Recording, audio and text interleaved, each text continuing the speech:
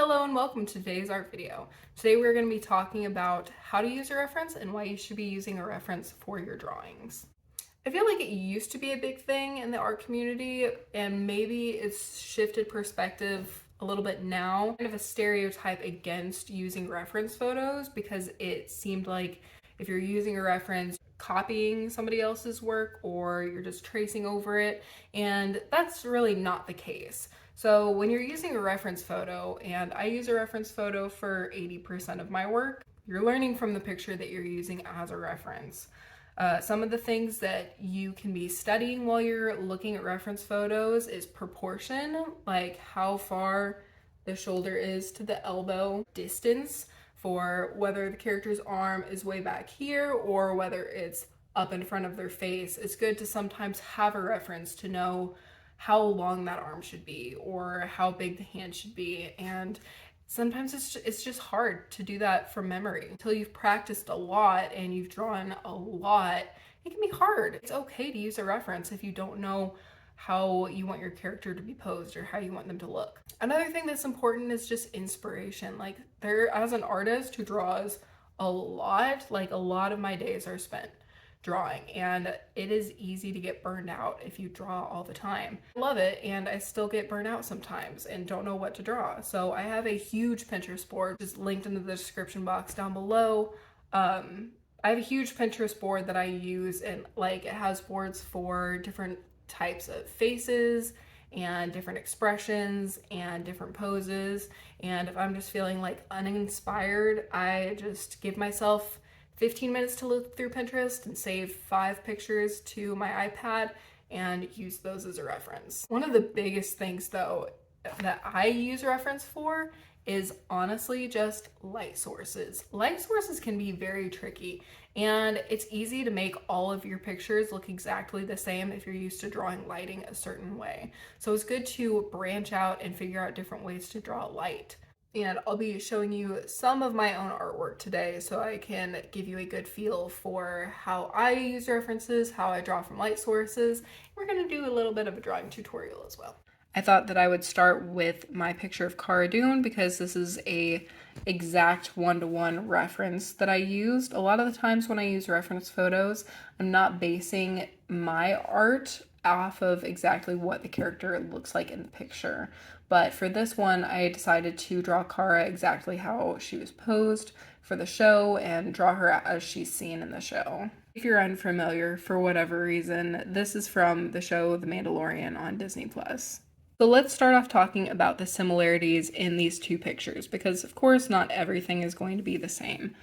So what I did was I used the same colors, I used the same pose, and for the lighting I did a similar but not the same lighting. For my characters I like to make them they're 2D, I like to make them not too hyper realistic. I like to draw realistic photos every once in a while, but I like go hardcore with it. And for my day-to-day art that I use for my character design, I like to make it a very nice, soft looking 2D art. And so I didn't do all of the contour on her face, but I did do a slight blush on the sides to show where the darker spots on her face are. And I did highlight little bits underneath her eyes, as you can see the highlights here on her cheeks.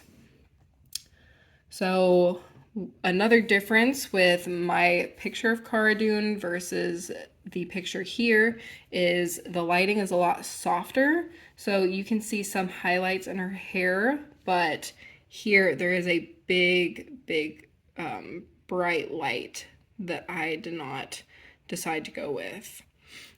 You can see where I did the lighting the same on her armor here and on her armor here. And let's see, on the other side, I did still a soft light, but I did some of the highlights the same. Here it's more of a harsh white, and here it's just like very soft light.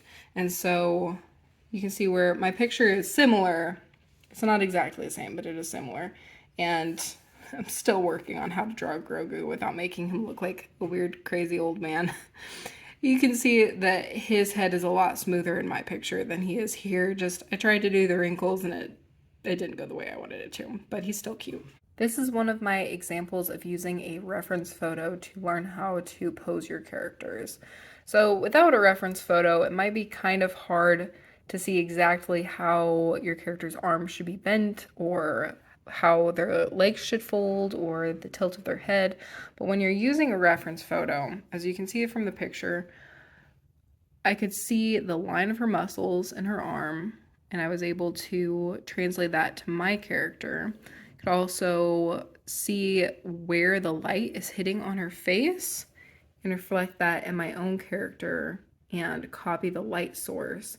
Light sources are one of my biggest reasons for using a reference photo because it can be difficult to know exactly where the light should be hitting if you're not using a reference from a real life character or person.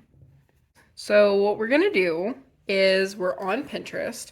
I'm gonna go to my Pinterest boards and we're gonna find some inspiration for a picture. And I think what we're gonna do for this one, let's just go to see if I have anything in this. So celebrities to draw. That would be an interesting one. Yeah, that's fun. Let's take this picture of Tessa Thompson and we're gonna go ahead, hit the three dots, download image.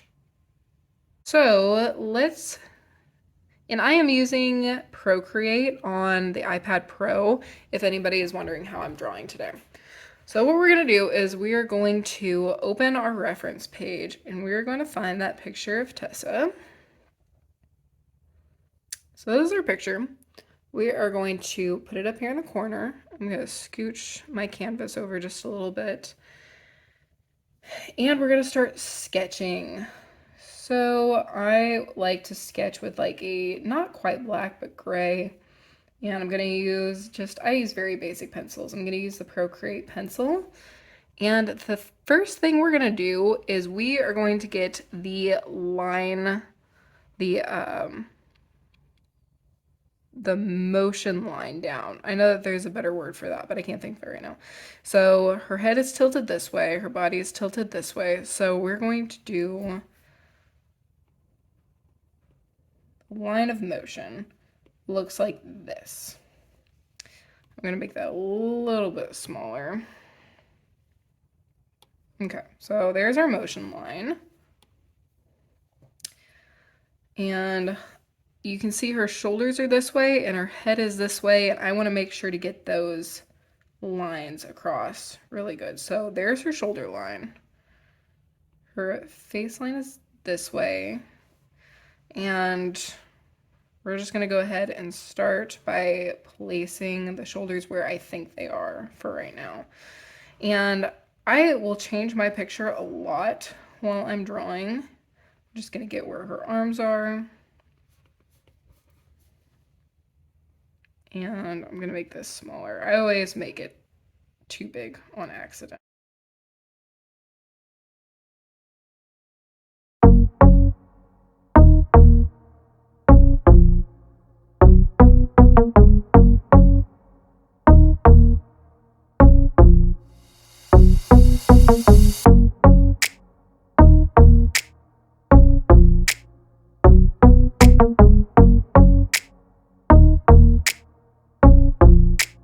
All right, I'm going to show you how I draw the face, and then everything else is going to be sped up after here because this drawing is going to take longer than you're probably going to want to sit and watch this video for. What I do first is I'm actually going to work on her nose and where the eyes should be placed before drawing the eyes.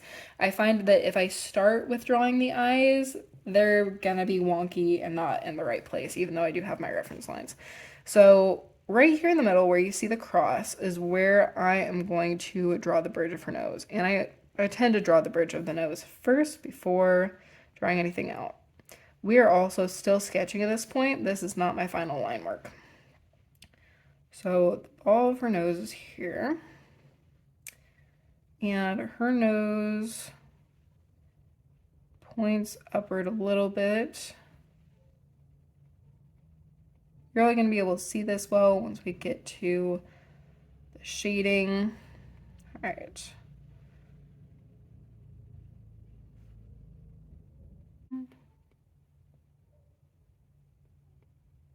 And I'm going to be drawing her in a 2D fashion. That is how I am working on doing my character design. My dream is to be a character designer for comic books.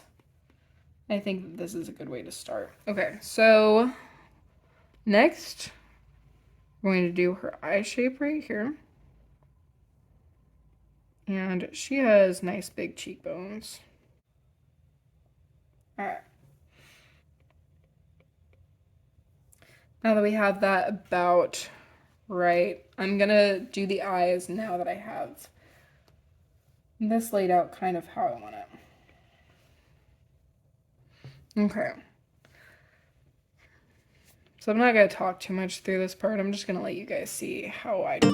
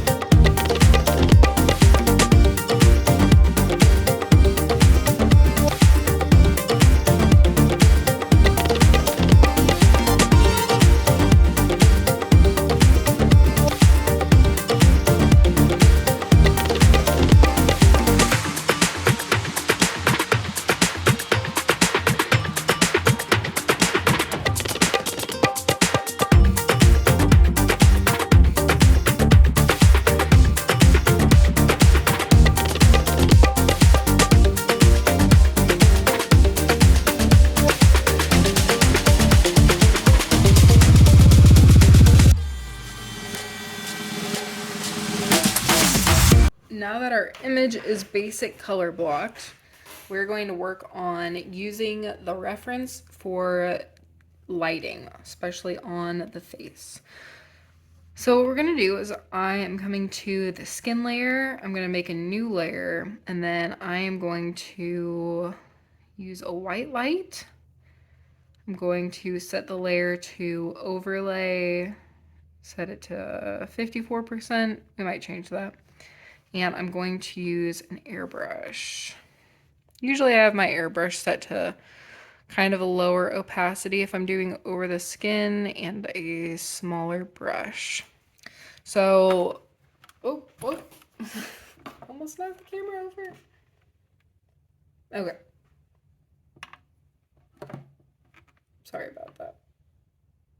Okay, so you can see here that she has some white lighting on her forehead and her cheeks and on the side of her nose, and that it is darker on the side underneath her hair. So we're going to just go over right here and do that white lighting.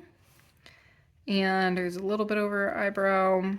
We're going to do some on her nose. And then under her cheek. We're also going to do a little bit on the chin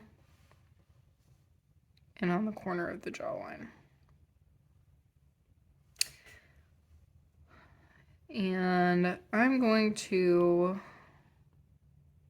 set that down just a little bit more. Next, let's do a little bit of lighting on her skin right there. I do some on her arm.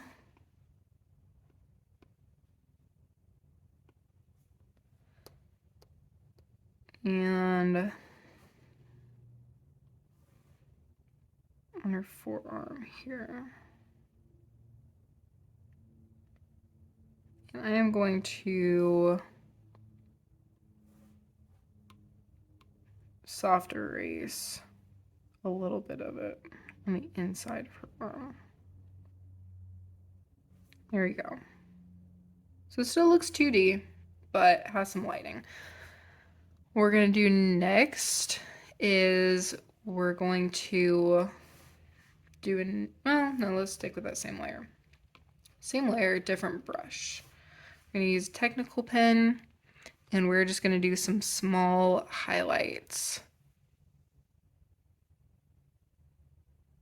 Right there. I'm going to do a little bit above her eye. And a bit above her eyebrow.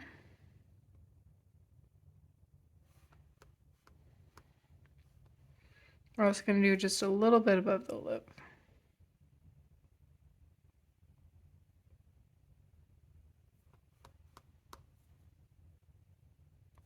And then some little, oh, is that not working? Oh, we need to move this layer on top of the colored spots. Hopefully that didn't mess anything up. Nope. Okay, so we're gonna add a little bit of shininess to her lips, just right there. Okay, and then because her nose is more shiny on this side, we're going to add some highlights to her nose.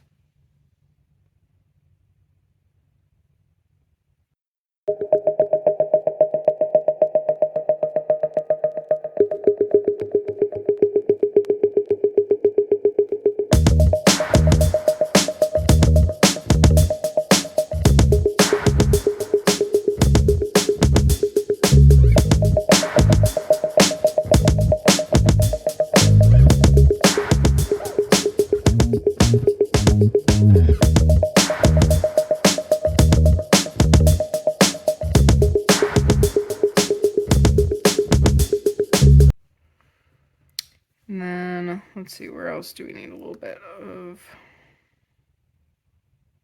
that to this side of the nose?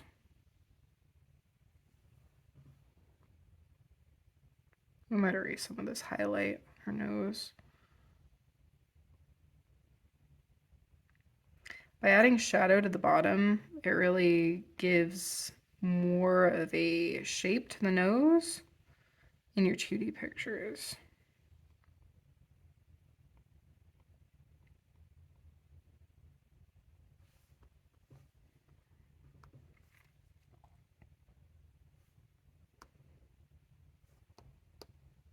Choose a little bit of shadow here. I'm not going to add too much.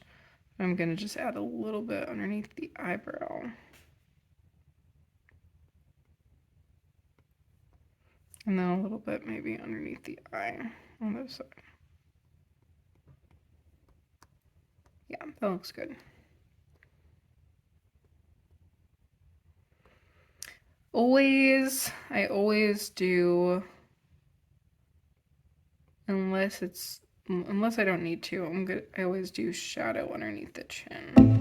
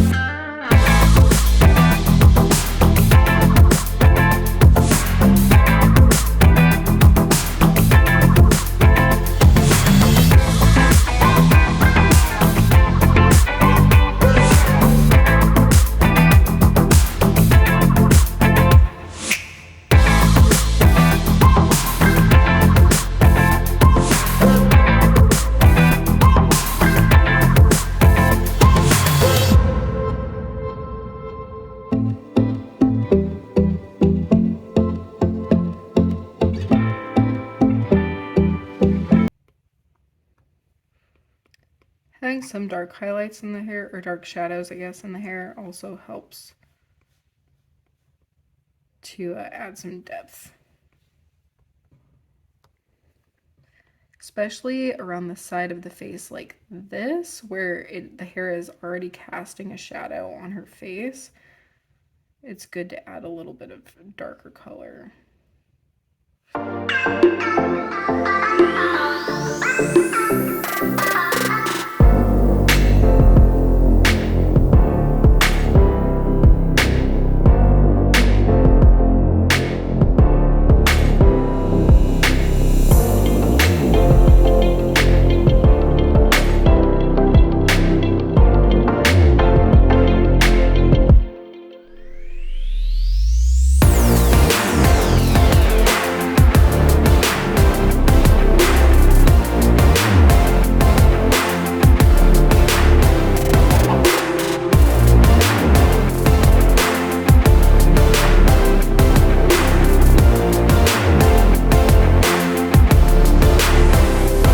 Highlights to the eyes, and I like to do, you can see that it's more of a gray white. The highlights on her eyes are going to be white.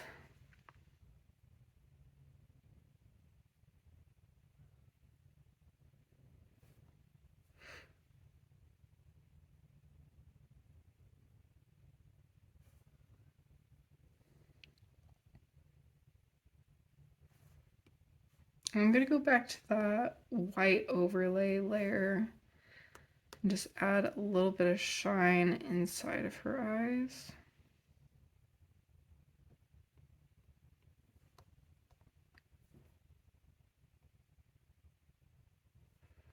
Okay. And without too much more detail, there's my picture of Tessa Thompson.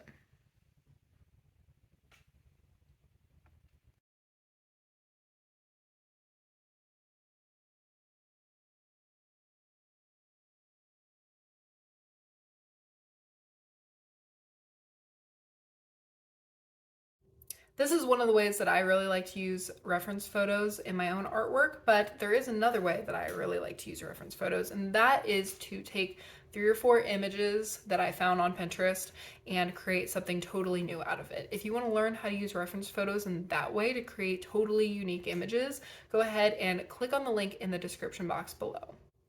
Exactly 1 week from now, we're going to be starting Mermay, and I have already finished 10 pictures for that. So I am already like way ahead of the game. So what we're going to be doing for Mermay this year is that every week at the end of the week, I'm going to be shooting a video showing you the 7 pictures that I have done for Mermay for that week and showing you which ones of them are my favorite, as well as going through some of everybody else's pictures that they've submitted for Mermay that week and just picking out a couple of my favorite and showcasing them. If you want to see all about how I am prepping for Mermay, or I guess have prepped for Mermay this year, go ahead and watch this video next. I'll see you guys in the next one. Bye.